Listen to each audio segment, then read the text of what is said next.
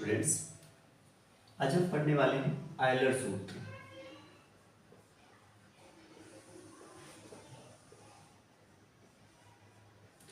Euler सूत्र को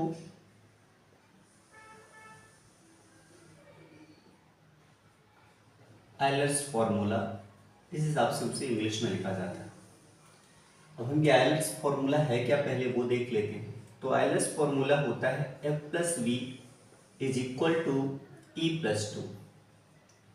F plus V is equal to E plus two. हम समझ लेते हैं कि इसमें F क्या है, V क्या है, E क्या है। तो F हमारे पास जो लिखा है इसे कहा जाता है फेसेस। फेसेस को हिंदी में बोलते हैं फलक।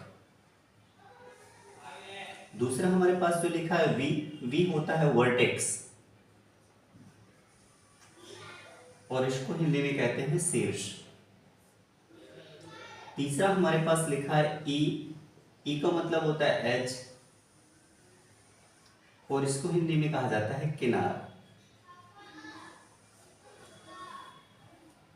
आयलर्स हमने बताया था कि अगर हम फलक और शीर्ष को आपस में जोड़ दें तो किनारे प्लस टू के बराबर होता है। यही बात हमको साबित करना है, लेकिन पहले हम ये जान लेते हैं कि एफ, वर्टेक्स और एज ये तीनों है क्या, यानी फेसेस, वर्टेक्स और एज क्या है। तो हमारे पास अगर ये मेरे पास एक सॉलिड है, आप देखते हैं एक सॉलिड है, तो सबसे पहले मैं फेसेस पे आ जाता हूँ। फेसेस मतलब फलक। फलक क्या होता है, जहाँ पर दो विमाएं या दो डायमेंशन आपस में मिलती है तो जो बीच में एरिया होता है फ्लैट एरिया, उसे सरफेस कहा जाता है। फ्लैट यानी सतही एरिया हो। देखो ये हमारे पास क्या है, ब्रीथ है और ये वाली क्या है, लेंथ, यानी ये चौड़ाई है और ये लंबाई है। इनके बीच का जो एरिया है वो एरिया हमारे लिए फ्लैट है और वही एरिया में हमारा फलक है, यानी इसको हम क्या कहेंगे, फलक। अगर इस हिसाब से मैं काउंट करूँ तो एक फलक यहाँ पर होगा, एक जस्ट इसके नीचे यहाँ पर भी होगा, यहाँ पर भी दो विमाओं के बीच में है, यानी इसके और इसके बीच में, यानी ये भी एक फलक है। तो अगर मैं सभी फलक को काउंट करूँ तो 1 2 3 4 5 और 6, यानी टोटल हमारे पास फलक की संख्या आ जाएगी 6। इस आकृति में पर्टिकुलर जो मेरे हाथ में है, यहाँ पे F की वैल्यू मेरे पास क्या आ गई, 6। अब हम आ जाते हैं दूसरे नंबर पे जहाँ लिखा है वर्टेक्स। वर्टेक्स का मतलब होता है शीर्ष। शीर्ष क्या होता है, शीर्ष मतलब ये होता है कि जहाँ पे तीन विमाएं आपस में मिलती हैं ऐसे पॉइंट को शीर्ष कहते हैं, यानी 3 डायमेंशन जहाँ पे मिले, यानी जहाँ पे लेंथ मिले, ब्रेथ मिले और हाइट मिले, उस पर्टिकुलर पॉइंट को हम वर्टेक्स कहते हैं, जहाँ पे तीन मिले। तो अब देखो ऐसा पॉइंट इसमें एक ये है क्योंकि यहाँ से लेंथ है, यहाँ से ब्रीथ और यहाँ से हाइट, यानी एक पॉइंट ये है। तो 1 2 3 4 5 6 7 और 8, यानी टोटल हमारे पास अगर मैं शीर्ष की बात करूं तो वो कितने होंगे, v इज इक्वल टू 8। अब तीसरे पे बात करते हैं एज। एज का मतलब होता है किनारा और ये हमेशा सिंगल बीमा पे निर्धारित होता है, यानी एक सिंगल पर्टिकुलर पार्ट को हम एज कहते हैं, एक ही बीमा को एज कहते हैं जो उसका किनारा होता है। तो 1 2 3 4, अगर 4 यहाँ पर है तो 4 ही नीचे होंगे, 4 4 8 9 10 11 और 12, यानी हमारे पास अगर एच की बात करूं तो टोटल हमारे पास 12 आ जाएंगे। कितने आ जाएंगे, 12। अब आयलर साहब ने जो रिलेशन बनाया था उस रिलेशन को हम चेक करके देख लेते हैं कैसे। तो हमारे पास लिखा है F plus V is equal to E plus two. तो F हमारे पास क्या है, 6 प्लस V हमारे पास कितना है, 8 इज इक्वल टू ई की वैल्यू हमारे पास कितनी आई है, 12 प्लस इसकी वैल्यू 2। तो 6 और 8 14 इज इक्वल टू 14। यही चीज आयलर साहब ने प्रूफ की थी कि F plus V is equal to E plus two होता है। इसी को हम कहते हैं आयलर्स का फॉर्मूला, जो ठोस के लिए होता है। अब देखने में ये हमारे पास क्यूबॉइड की तरह है, यानी अगर हम इसका दूसरा क्वेश्चन ले लें, ये एक 8th क्लास में है। अब अगर हम इस पे दूसरे क्वेश्चन पे आ जाएं तो ये हमारी तरफ एक क्यूबॉइड का भी काम करेगा। क्यूबॉइड का काम करेगा मतलब हिंदी में जिसे कहते हैं घनाभ। अब इसमें क्यूबॉइड में किस तरह से क्वेश्चन बन सकते हैं वो ही बता देते हैं, उन पर बात कर लेते हैं। तो क्यूबॉइड के क्वेश्चंस हमारे इस पर ऐसे बनेंगे कि क्यूबॉइड में सबसे पहला तो इसके सभी सरफेस का एरिया हमें ज्ञात करना हो, मतलब मुझे ये प्रोडक्ट खुद से बनाना हो, ऐसा ही मुझे कागज चाहिए। तो आखिर मुझे कैसे कैसे पूरा कागज बनाना पड़ेगा, यानी ये पूरा सॉलिड मुझे कैसे बनाना पड़ेगा, उसके लिए मुझे कितना कागज चाहिए। अगर मुझे ये निकालना हो तो उसको कहा जाता है TS, TSA it means total surface area, या इसी को हिंदी में कहते हैं संपूर्ण पृष्ठ।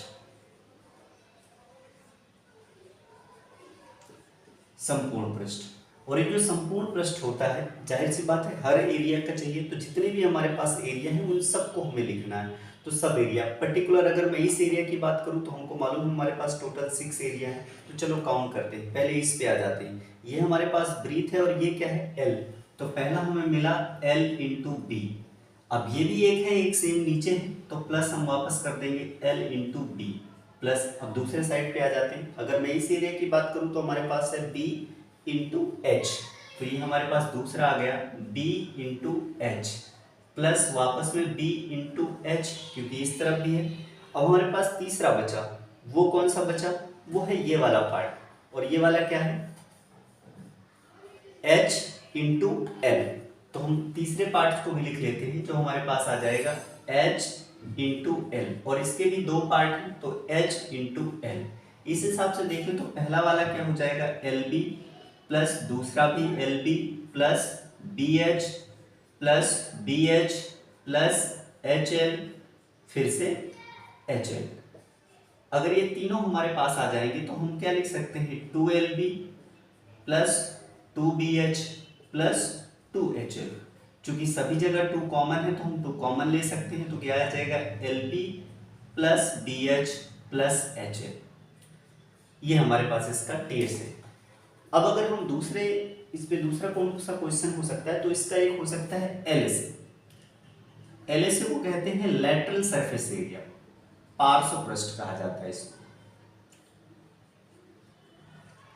पहले हम समझ लेते हैं पार्श्व पृष्ठ क्या होता है। तो पार्श्व पृष्ठ का मतलब ये होता है कि अगर मैंने इसको किसी भी तरह से ऑब्जेक्ट रखा है तो सिर्फ ऊपर और नीचे का 2 पृष्ठ छोड़ देना है, और अगर 4 पृष्ठ हमारे पास है तो हम उनको पार्श्व पृष्ठ कह सकते हैं, कहीं पर भी किसी भी प्रकार से। जैसे इस वक्त मैंने इस तरीके से पकड़ा है, तो मेरे लिए पार्श्व पृष्ठ क्या होगा, ये सरफेस, ये और ये, इन सिर्फ 4 को मुझे ऐड करना है, ऊपर से भी खुला कर देना है और नीचे से भी खुला कर देना है, तो उसको एल से कहते हैं।